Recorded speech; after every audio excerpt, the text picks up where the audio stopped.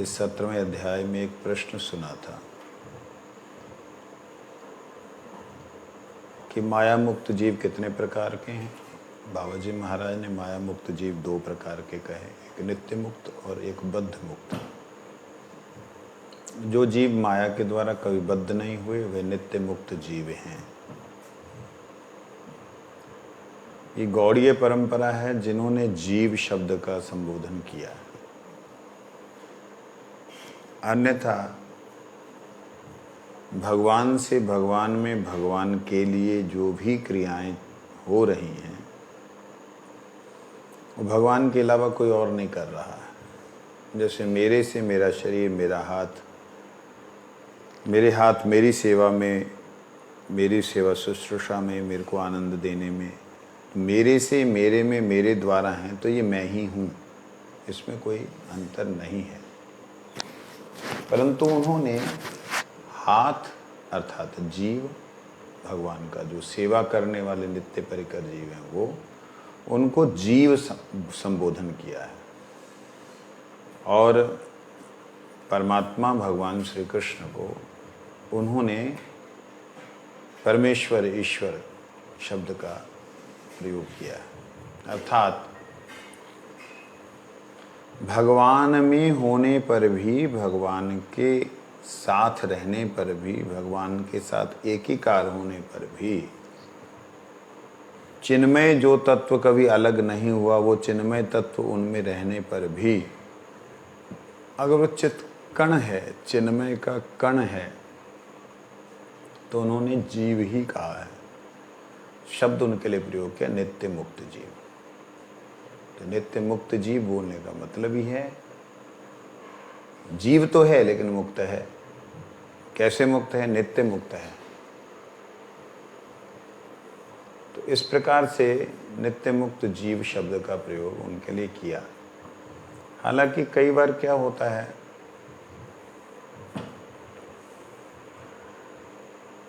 हम लोग अग्निपुंज को, उनके तेज को, उनकी लपटों को अग्नि से अभिन्न मानने पर भी अग्नि का स्रोत, अग्नि की लपटें और अग्नि की किरणें, प्रकाश स्वाभाविक एक होने पर भी उनकी अलग अलग क्रियाएं हैं।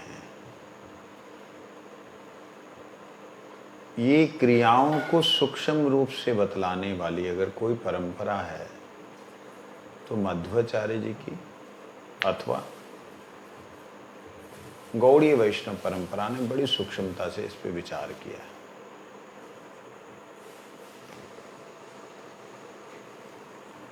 बड़ी सूक्ष्मता से इस पर विचार किया।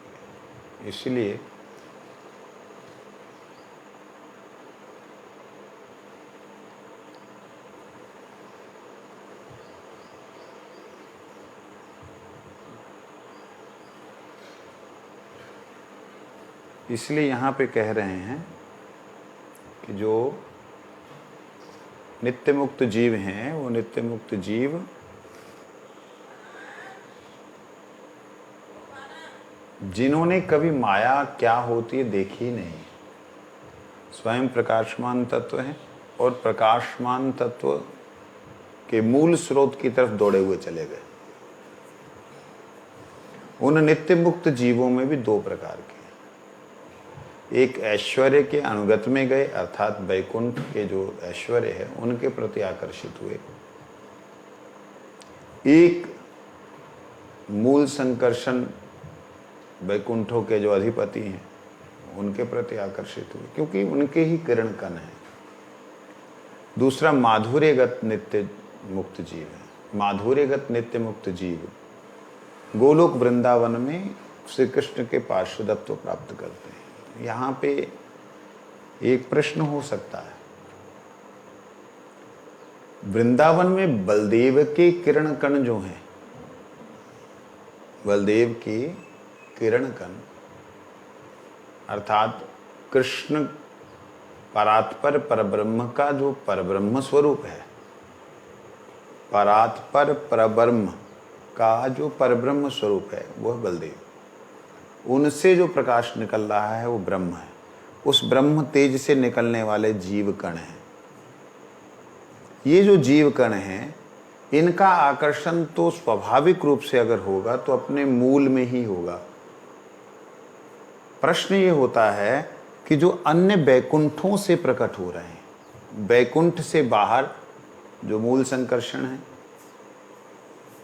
जिनको वैकुंठनाथ कहते हैं, उन मूल संकर्षण से जो ब्रह्म तेज प्रकट हो रहा है, उस ब्रह्म तेज के जो कण हैं वो स्वाभाविक रूप से वैकुंठ की तरफ ही आकर्षित होने चाहिए, होते हैं। तो फिर इस प्रकार से क्या वैकुंठाधिपति जो जीव हैं वो भगवान गोलोकपति के प्रति जा सकते हैं कि नहीं जा सकते? ये एक संशय उत्पन्न होता है। समझ रहे हैं प्रश्न को?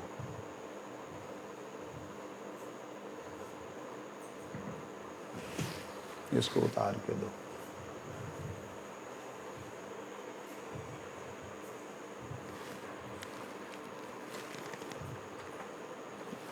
रखो, पेन दो, सीधा ऐसे रखो।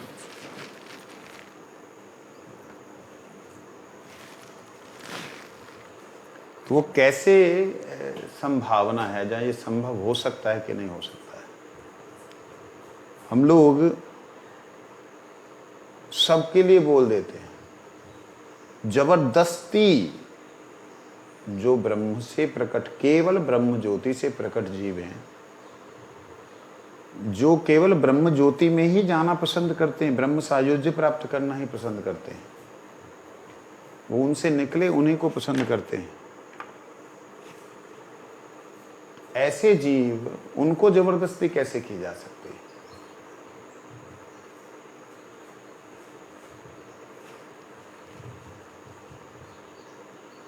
उनके लिए क्या गोलोक का जो धाम का जो माधुर्य है, क्या उनके लिए वो दरवाजा खुला है या नहीं खुला है? खुला होना चाहिए या नहीं होना चाहिए? ये एक बात आती है, ये एक प्रश्न आता है।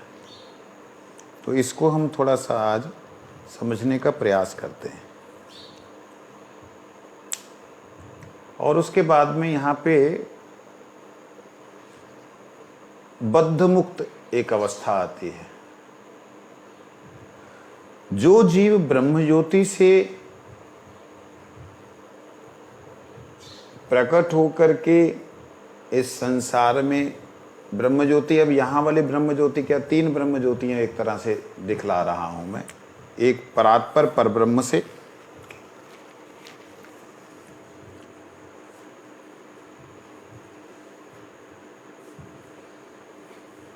परात्पर परब्रह्म श्री कृष्ण,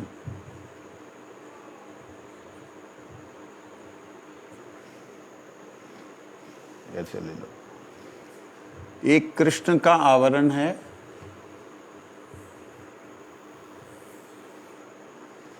मूल संकर्षण का।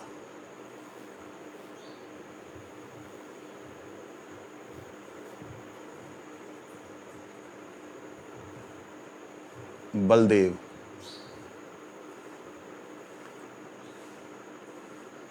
ये मूल संकर्षण बलदेव से जो तत्व प्रकट हो रहा है, वो क्या प्रकट हो रहा है? अनंत विष्णु तत्व। एक विष्णु, दो विष्णु, तीन विष्णु नहीं, अनंत विष्णु तत्व वो प्रकट हो रहा है। वो विष्णु तत्व जो भी मूल संकर्षण बलदेव से आ रहे हैं, वो अपने अपने वैकुंठाधिपति हैं।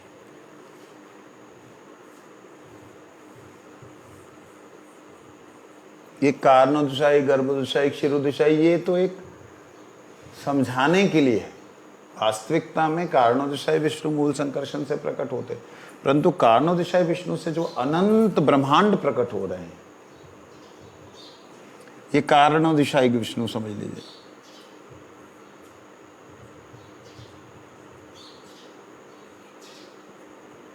कारणोदशाई विष्णु से जो अनंत ब्रह्मांड प्रकट हो रहे हैं, ये सब ब्रह्मांड, अब जीरो, ये जो बिंदियां जितनी हैं सब ब्रह्मांड है, बहुत सॉरी बैकुंठ है, ये सब बैकुंठ। इनको समझने के लिए ये जो प्रकट हो रहे हैं, इन बैकुंठों का अपना अपना एक गर्भोदशाई विष्णु है, जिनसे स्वयं ब्रह्मांड प्रकट होते हैं। और उन गर्भोदशाइयों में, ये गर्भोदशाई एक तरह से यूं कह सकते हैं, उपाधि शब्द वहां प्रयोग नहीं किया जा सकता, गर्भोदशाई शब्द का प्रयोग जो है वो वहां किया जाता है जहां वह स्वयं से, अपने से ब्रह्मांड को उत्पन्न कर रहे हैं, उन्हें गर्भोदशाई कहते हैं।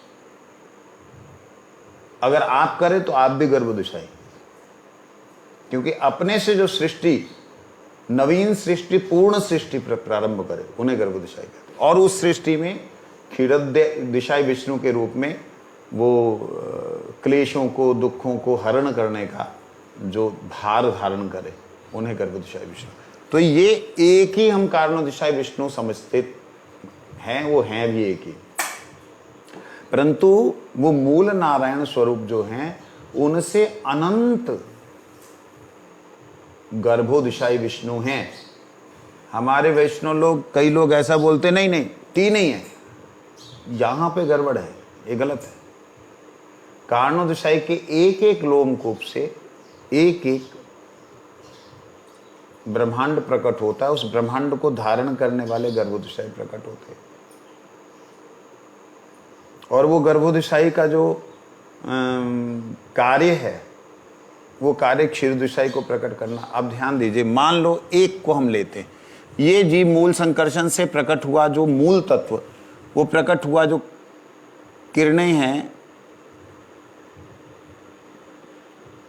वो किरणें, कुछ जीव जो वहीं प्रकट हुए और वहीं पे आकर्षित होकर चले गए। मूल संकर्षण बलदेव से प्रकट हुए और प्रकट होकर के ही मूल में चले गए। और कुछ जीव इस वैकुंठ को कहो, जहाँ इस व्योम को कहो, जहाँ एक आवरण को कहो, के कारण इसके पीछे एक छाया बनती है, प्रत्येक के पीछे बनेगी।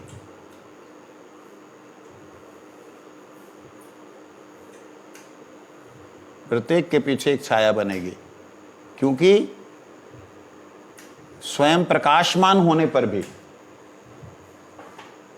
ये सारे के सारे प्रकाशमान तत्व हैं, स्वयं प्रकाशमान होने पर भी जो मूल संकर्षण, जो मूल परात्पर परब्रह्म श्री कृष्ण, उनके तेज के आगे ये तेज हल्के हैं। जैसे कई बार हम कोई दीपक जलाते हैं तो बड़ी रोशनी के आगे वो दीपक जो है वो अपना प्रकाश नहीं दे पाता, उसकी छाया दिखाई देती।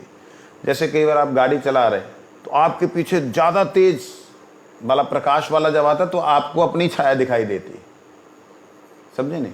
इस तरीके से होता है इनका ऊर्ध्व की तरफ देखना तो पूर्णतया प्रकाशमान होता है, क्योंकि स्वयं भी प्रकाशमान है, वो तत्व भी प्रकाशमान है।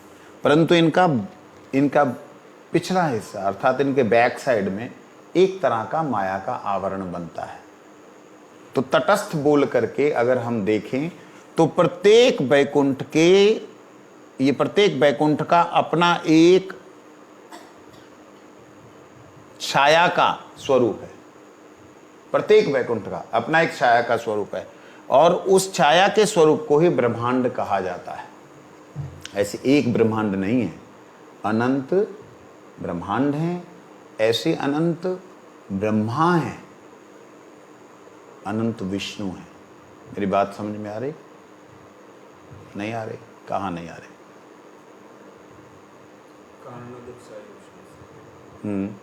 कारणोदक विष्णु से अनेक ब्रह्मांड उत्पन्न होते हैं, और उन ब्रह्मांडों में एक एक गर्भोदशाई विष्णु होते हैं। एक एक गर्भोदशाई का नहीं होते, एक एक गर्भोदशाई ही प्रकट होते हैं, ऐसा समझो। हाँ, तो ये जो कारणोदशाई हैं वो तो ऊपर रह गए, ऊपर नीचे वाली कोई बात नहीं है। ये ऐसे पैरेलल भी हो सकते हैं, ऊपर नीचे भी हो सकते हैं। चलो,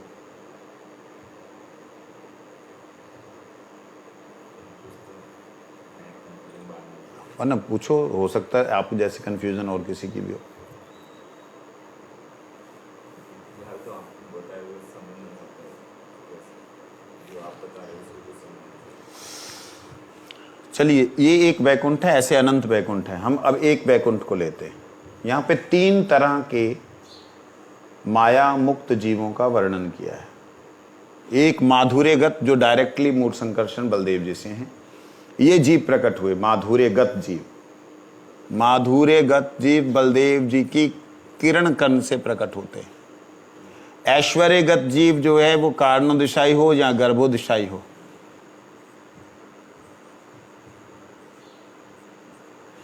कि किरण कणों से प्रकट होते हैं।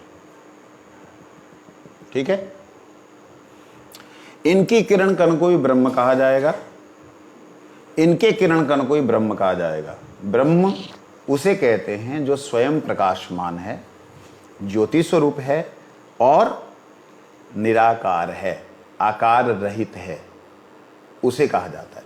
पर ब्रह्म वो है जिसके कारण वो ब्रह्म का, अर्थात वो तेज दिखलाई दे रहा, वो प्रकाश दिखलाई दे रहा। ठीक, क्लियर? मान गर्भोदशाई विष्णु। अब एक गर्भोदशाई विष्णु को हम लेते हैं। ठीक है, ये मान लो यहां लिया हमने एक गर्भोदशाई विष्णु।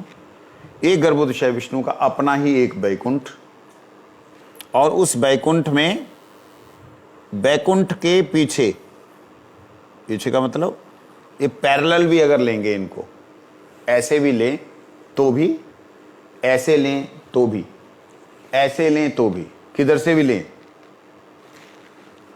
तो ये वैकुंठ का तेज जो ब्रह्म ज्योति है, वैकुंठ का तेज परब्रह्म, परात्पर परब्रह्म श्री कृष्ण की ज्योति से थोड़ी मंद ज्योति है। ठीक है जी। अब इस ज्योति के भीतर यहां पर शांत स्वरूप से माया विराजमान रहती है, बिल्कुल शांत स्वरूप से। ये गर्भोदशाई विष्णु, उनको जब देखते हैं तो वो क्षुब्ध होती है। कारणोदशाई विष्णु देखते हैं, वो एक अलग चैप्टर है। अब यहां पे एक एक अनंत वैकुंठ, ब्रह्मांडों का अनंत वैकुंठों के साथ संबंध है, वो मैं शो कर रहा हूं। सभी का एक ही के साथ संबंध नहीं है।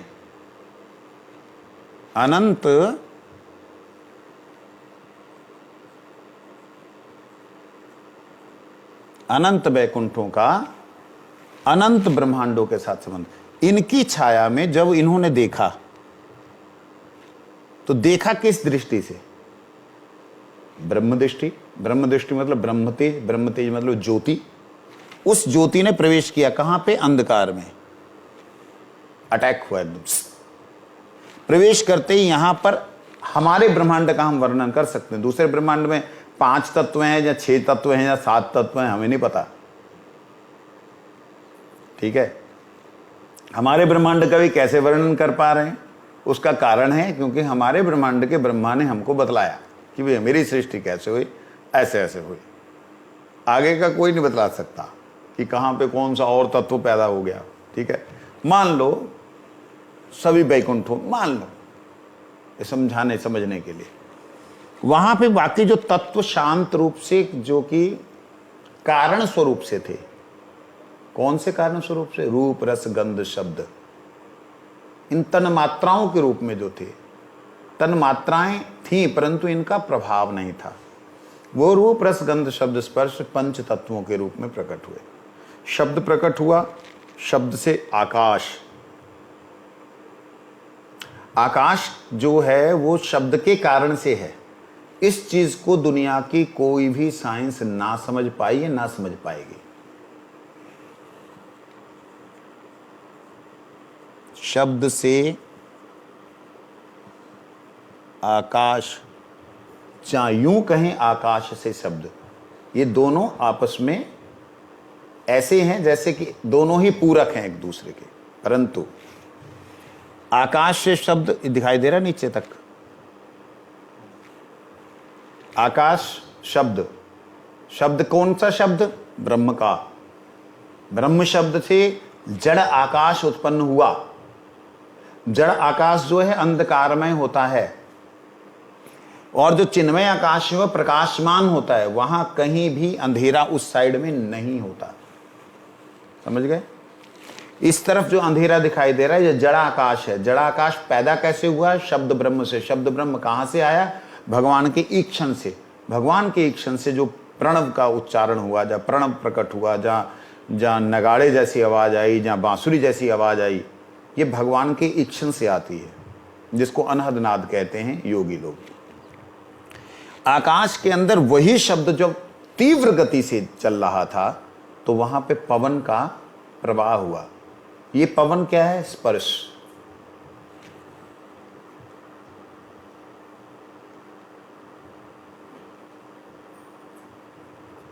स्पर्श, ठीक है। स्पर्श जो है ये पवन, और इस पवन और आकाश के दोनों के मिश्रण से क्या पैदा हुआ? स्पर्श के बाद क्या आता है? रूप। स्पर्श के बाद क्या आता है? रूप। फिर क्या पैदा हुई? अग्नि। मूल रूप में क्या था? वैकुंठाधिपति का ईक्षण, और उस ईक्षण में शब्द, और ईक्षण ब्रह्म ज्योति, शब्द साउंड गॉड जिसे कहते हैं, शब्द ब्रह्म कहते हैं। वो शब्द ब्रह्म के मिश्रण से ही सब कुछ हो रहा है। जैसे ही रूप दिखाई दिया तो अग्नि है। रूप हटा लीजिए अग्नि में से तो क्या बचेगा? पवन। पवन में से स्पर्श हटा लीजिए तो क्या बचेगा? आकाश। आकाश में से शब्द ही हटा लें तो बचेगा क्या? नथिंग, कुछ भी नहीं। आकाश भी नहीं रहेगा, तब यही रह जाएगा। आकाश में से शब्द हटाने का मतलब वैकुंठ ही यहां से अगर हट जाए तो फिर पीछे उसके माया कहां से रही? शब्द ब्रह्ममय जो है, जो जगत है, वो शब्द ही अगर हट गया तो उसके पीछे उसका प्रभाव कहां से दिखाई देगा? उसके बाद आता है रूप के बाद रस। रस का हो गया क्या? जल। ये सारे का सारा साइंटिफिक फॉर्मूला है। आकाश, पवन, अग्नि, H2O का formula, hydrogen two oxygen, hydrogen अग्नि, पवन, शुद्ध पवन जो है वो ऑक्सीजन, और उसके अंदर आकाश जो है वो तृतीय एक तत्व है, जिसके कारण जल जो है जल की तरह दिखाई देता है।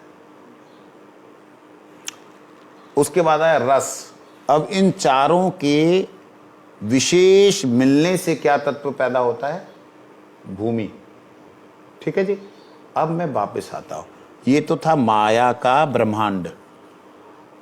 इसके बीच में ये जो भगवान का ईक्षण है, ये ईक्षण ही वास्तविकता में जीव हैं। ये ईक्षण ही जीव, ईक्षण ही ज्योति में बिंदु उत्पन्न करने वाला, ज्योति में कण उत्पन्न करने वाला भगवान का ईक्षण ही है जो कण उत्पन्न करता है। अर्थात माया की तरफ उनके ईक्षण के कारण जो प्रकाश पुंज जाता है, वो जाने के साथ साथ एक ऐसी अवस्था में पहुंचता है जिसे हम कहते हैं तटस्थ अवस्था, और ये रही तटस्थ अवस्था।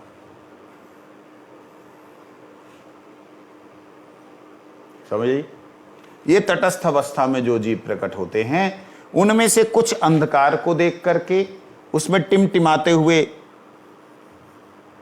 ब्रह्मांडों को देख करके उनकी तरफ आकर्षित होते हैं, और कुछ वैकुंठाधिपति की तरफ आकर्षित होते हैं। इस प्रकार से नित्य बद्ध जीव और नित्य मुक्त जीव कहलाए गए। ये ऐश्वर्यगत है, ये ऐश्वर्य कण जीव हैं, ये माधुर्यगत है। अब मेरा जो प्रश्न था वो ये प्रश्न था कि क्या ऐश्वर्यानुगत जो जीव हैं, ऐश्वर्यानुगत जो जीव हैं, वो जीव भगवान श्री कृष्ण के पास जा सकते हैं कि नहीं? क्या उनका आकर्षण भगवान श्री कृष्ण के प्रति होता है कि नहीं? क्योंकि गौड़ीय वैष्णव हमेशा ये ताल ठोक करके बोलते स्वरूपेते सवा रहे गोलोकते स्थिति, अरे इसमें ये सुख नहीं है, उसमें वो आनंद नहीं है, फलाना नहीं ठिकाना, हमेशा लठ लेकर के लगे रहते गौड़ी वैष्णव, मतलब हम लोगों के जो आचार्य गण हैं। तो वहां जा सकता है कि नहीं? यहां एक बहुत बड़ा ये एक विशाल यक्ष प्रश्न खड़ा होता है। आपका क्या कहना? आपने बहुत सारे ग्रंथ पढ़े, रहने दो, आपने जितने ग्रंथ पढ़े उतने हमने देखे भी नहीं। आप क्या बोलते हो? अब मैंने कहा है बहुत, कई बार कथा में बोला, बोलो कैसे? बलदेव जी का अनुगत्य मिलेगा कहाँ से? इस ब्रह्मांड के लोगों को वैकुंठ अनंत हैं, उनमें से पता नहीं कौन सा वैकुंठ है। ये कोई भी वैकुंठ है जिसमें बलदेव जी का ही स्वरूप है। बलदेव जी का स्वरूप कैसे? बलदेव जी का स्वरूप तो नित्य गोलोक में ही है, इनका तो संकर्षण है इस वैकुंठ में, वही वासुदेव संकर्षण अनिरुद्ध प्रद्युम्न। लेकिन मूल में तो बलदेव जी ही। मूल में बलदेव जी, ठीक है, लेकिन जाएगा क्यों? उसका आकर्षण क्यों होगा? प्रश्न ये है। पृथ्वी का एक टुकड़ा उठा के फेंको तो वो मंगल की तरफ नहीं जाएगा, क्योंकि मंगल भी पृथ्वी का ही अंश है। मंगल को पृथ्वी का पुत्र कहा गया है वेदों में, क्यों? पृथ्वी का एक कभी टुकड़ा हुआ था तो मंगल बना, तो वहां नहीं जा रहा वो, और बेचारा मंगलयान भेजा था, गायब भी हो गया था, मालूम है ना? तो वहां नहीं जा रहा, यही वापस क्यों आ रहा है? क्योंकि यहां का अंश यहीं आएगा। तो ये सारे जीव जो हैं कहाँ जाएंगे? बैकुंठ में भी जाएंगे। क्यों वहां जाएंगे? कैसे जाएंगे? क्यों वहां के लिए आकर्षण होगा? क्या बैकुंठाधिपति का कम आकर्षण है? माया से तो अनंत गुना आकर्षण है।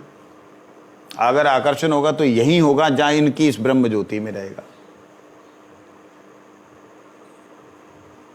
भागवतामृत में जब गोप कुमार जाता है तो कर्मिक मुक्ति के अनुसार वो वैकुंठ जाता है, उसके बाद वो साकेत और गोलोक को जाता है। वो तो आया ही वहीं से है, नाम ही गोप कुमार है, उसको तो कुछ और लिया भी नहीं। वो गोप कुमार है, सखा था, सखा में चला गया, सखा भाव सख्य भाव का था, सखा भाव में चला गया।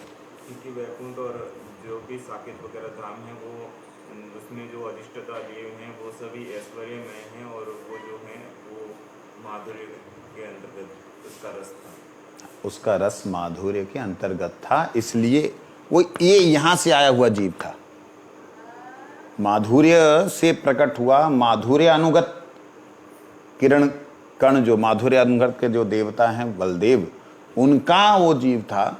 वो जीव भटक करके ब्रह्मांड में आया, और ब्रह्मांड में आने के नाते वो ये वाले जीव किसी भी ब्रह्मांड में घूम सकते हैं, ये सीधा भगवान के धाम के जो जीव हैं एक इधर भी घूम सकते हैं। तो ब्रह्मांड में आया, और ब्रह्मांड में आने के नाते जब वो आकर्षण दोबारा से उसका होने लगा, तो आकर्षण में वो इधर उधर ना जा करके सीधा अपने मूल में जाने की उसकी कोशिश रही। इनका बताइए, इनका तो जीवन में कभी संभव नहीं है कृष्ण प्रेम प्राप्त करना, तो गौड़ीय वैष्णव ऐसे लठ मार के क्यों बोलते हैं?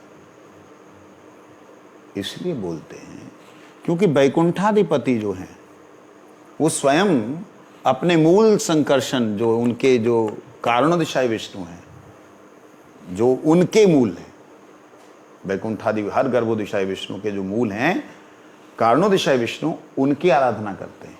और वो जिनकी आराधना करते हैं मूल संकर्षण बलदेव और कृष्ण की, उनसे प्रार्थना करते हैं कि प्रभु हमारे भी कृपा करके कभी वैकुंठ में पधारिए। और जब वो कृपा प्रार्थना करते हैं तो भगवान कहते ठीक है, मैं तुम्हारे ब्रह्मांड में आऊंगा।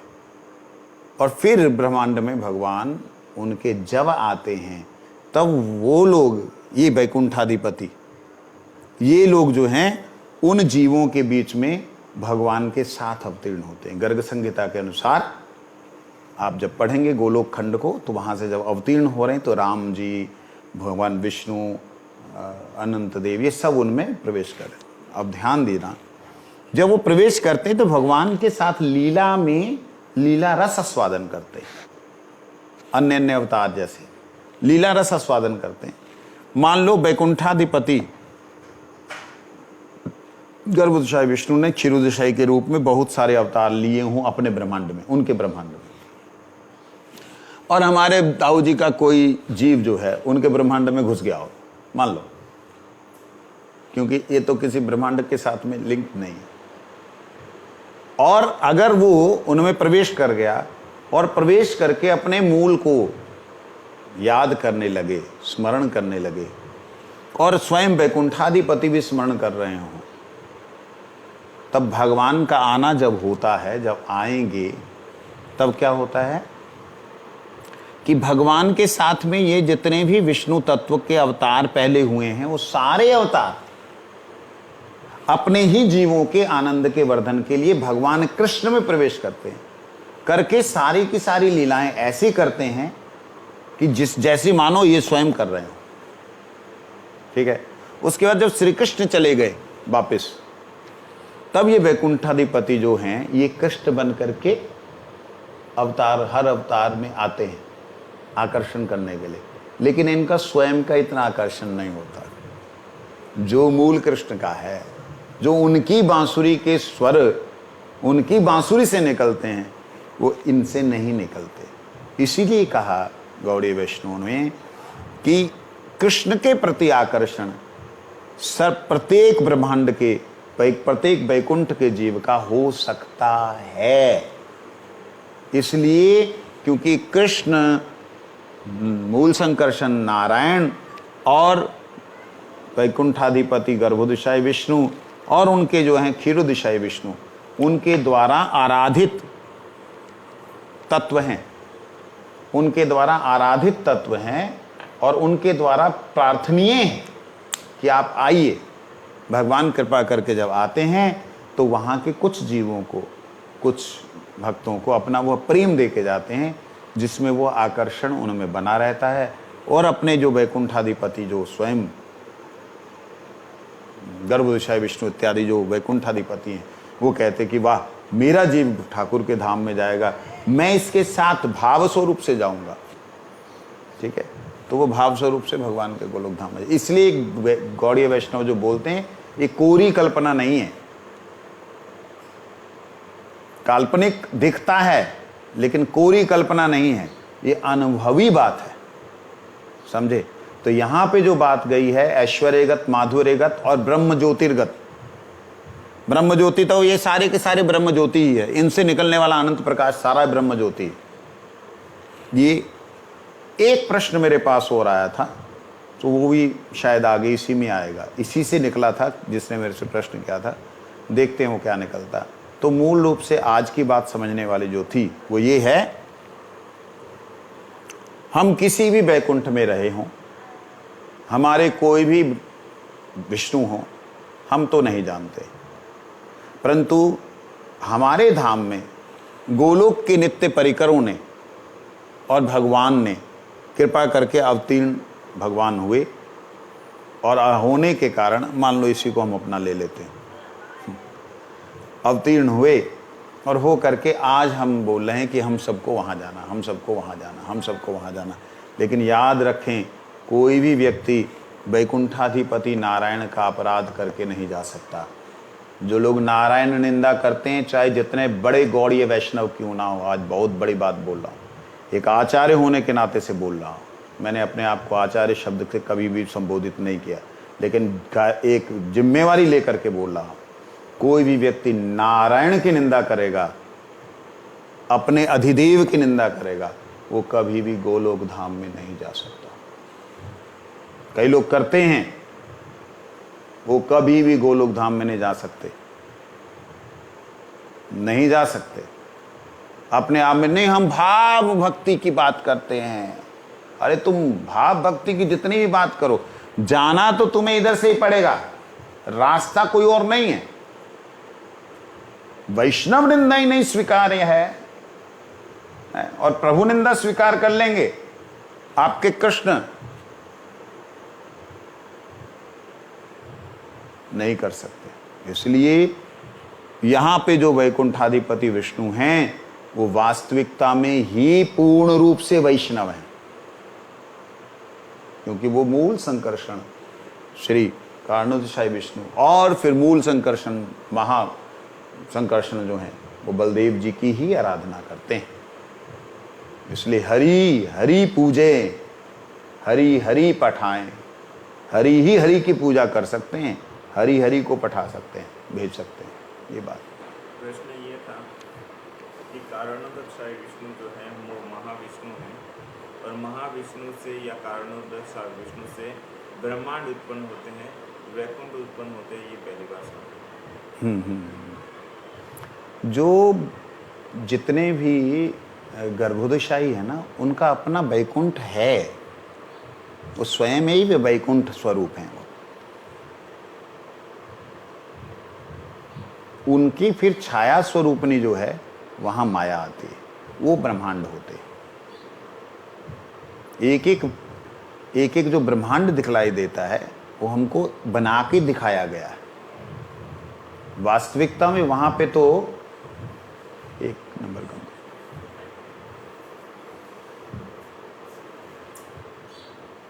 वास्तविकता में वहां पे तो ऐसा भेद नहीं है। वहां जैसे हम ये भेद करके दिखला रहे हैं ना, ऐसा भेद नहीं है। वहां कारणोदशाई ही गर्भोदशाई हैं, लेकिन ये कारण शब्द का अर्थ ही हमें बतलाता है कि कारण शब्द का मतलब ही है सूक्ष्म। हम स्थूल समझ रहे हैं, कारण का मतलब होता है सूक्ष्म। जैसे वट वृक्ष क्या है, बहुत बड़ा है, वो कार्य है। किसका कार्य है? कारण का। कारण क्या है? बीज है। वो बीज का इतना बड़ा कारण बना, कार्य बना, लेकिन हम कार्य को बीज से बहुत बड़ा देखने पर भी उसका कारण सूक्ष्म है। ऐसे ही जो कारणोदशाई महाविष्णु हैं, वो कारणोदशाई विष्णु को हम बहुत बड़ा ऐसे देखते हैं, परंतु उन बहुत बड़े को देखने पे उनके लोमकूप से निकलने वाला जो एक एक सूक्ष्म तत्व है, वो गर्भोदशाई विष्णु के रूप में एक एक ब्रह्मांड को पैदा करने वाला। गर्भोदशाई विष्णु इतना ही नहीं है छुप करके निकला, छुप करके वहां निकला, ऐसा नहीं। अपना उनका वैकुंठ है। जो भी विष्णु जहां भी हों, उनका जहां रहेंगे वो वैकुंठ ही कहलाएगा। चाहे वो पृथ्वी पे हैं तो भौम वैकुंठ कहलाएगा। ठीक है, रखो उसको। अब कहते हैं उधर, चल ठीक।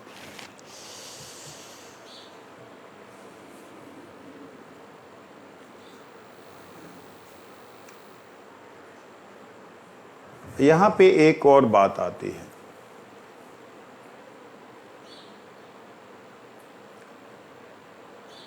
साधन काल में जो लोग माधुर्य प्रिय होते हैं, वो मोक्ष प्राप्त करने के अनंतर, मोक्ष प्राप्त करने के अनंतर, उसके बाद में वृंदावन आदि धाम में सेवा सुख भोग करते हैं। और जो जीव साधन काल में अभेद अनुसंधान में तत्पर रहते हैं, ब्रह्म सायुज्य में अपना सर्वनाश करते हैं। यहाँ कल हमने एक प्रश्न सुना था, उसका आज उत्तर हम थोड़ा सा श्रवण करके आज का ये 17वां अध्याय समापन करेंगे। गौर किशोर के ब्रजनाथ जी कहते हैं, जो गौर किशोर के अनन्य भक्त हैं उनकी चरम गति क्या होगी? तो उनका जवाब दिया है कि वो गोलोक धाम के ही परिकर हैं। गोलोक धाम में दो विभाग हैं, एक माधुर्य है, एक औदार्य है। औदार्य में, औदार्य रूप में श्री राधा रानी का जो भाव लेकर के कृष्ण स्वयं श्री राधा रानी के भाव का रसास्वादन कर रहे हैं, राधा रानी का रसास्वादन नहीं, राधा रानी के भाव का रसास्वादन कर रहे हैं, उसमें जीव प्रवेश करते। कल हमने श्रवण किया था, कल नहीं उस दिन 2-3 दिन पहले श्रवण किया था कि दो शरीर कैसे धारण कर सकते हैं, एक जीवात्मा दो रूप कैसे बना सकती है। यहाँ पे बोला है कि जो साधन काल में कृष्ण और गौर दोनों के रूपों के उपासक होते हैं, सिद्धि काल में वो दो शरीर धारण करके दोनों ही पीठों में एक ही समय वर्तमान रहते हैं। ऐसे कैसे संभव हो सकता है? ये तो जीव में ईश्वरीय शक्ति जैसा प्रदर्शित हो रहा है। और वो क्यों सुख चाहेगा? उससे अभाव क्या है किसी में? सुख में अभाव तो हो ही नहीं सकता। नहीं, अभाव नहीं होता। लेकिन जब साधन काल में मान लो इस अवस्था में उसे गौर महाप्रभु का नाम सुनते विरह का जो एक विप्रलंभ, मतलब होते हुए भी ना होने का रसास्वादन होता है, और ना होने पे भी उनका संपूर्ण मिलन का रसास्वादन होता है, वह उसे छोड़ना नहीं चाहता। इवन कि मिलने की तीव्र इच्छा होने पर भी, मिलने की तीव्र इच्छा है कि मैं उनके साथ ही रहूं, उनके साथ ही रहूं, ये भाव होते हुए भी कहीं ना कहीं हाय वो जो साथ में रहते हुए नहीं रहने का आनंद है। वो जो दो भाव चलते हैं, शरीर रहते हुए, ये शरीर रहते हुए इसके अंदर करोड़ों ऐसे जीव हैं जो उन भावों में प्रमत्त होकर के उसी भावानुसार ढल जाते हैं। तो यहाँ दो विभाग हो जाते हैं शरीर के रहते रहते, जीवन धारण बिना शरीर छोड़े ये दो विभाग हो जाते हैं, एक कृष्ण लीलानुगत, एक गौर विरहानुगत। तो ऐसे जो विभाग होते हैं, जब मूल जीव जिसे ईश्वर प्राप्त होता है, जिसको ये प्राप्त होता है कि वो चाहे तो अपने आप को ब्रह्मांड तारीते शक्ति धरे जने जने, तो अपने शरीर के साथ भी जा सकता है, शरीर को छोड़ के भी जा सकता है। जिसका ऐसा सामर्थ्य होता है, वो लाखों नहीं करोड़ों सिद्धों में कोई एक सिद्ध होता है। ऐसा महापुरुष जो है वो गौर लीला में जो अपने भाव में भावित, जो इतने वर्षों से अपनी साधना में साधित किए हुए जीव हैं, उनको वहाँ पर दिव्य स्वरूप प्राप्त कराता है, और ये जो स्वयं के साथ में उनको वहाँ प्राप्त कराता है। दोनों दो अवस्थाओं में, एक समय में दो ही अवस्थाओं का आनंद प्राप्त करता है। ऐसे जैसे मेरे पैर का अंगूठा गर्म और मेरा हाथ बर्फ पकड़े हुए ठंडा, ऐसे जैसे दो गर्म और ठंडे का हम रसास्वादन करते हैं एक ही साथ में, ऐसे ही चैतन्यता में एक दिव्यता ये है कि वो चैतन्य तत्व का पूर्णतया समर्पण करते हुए गौर लीला में भी और कृष्ण लीला में भी पार्टिसिपेट कर सकते हैं, करते हैं। ये करोड़ सिद्धों में कोई एक सिद्ध होता है। ठीक है जी।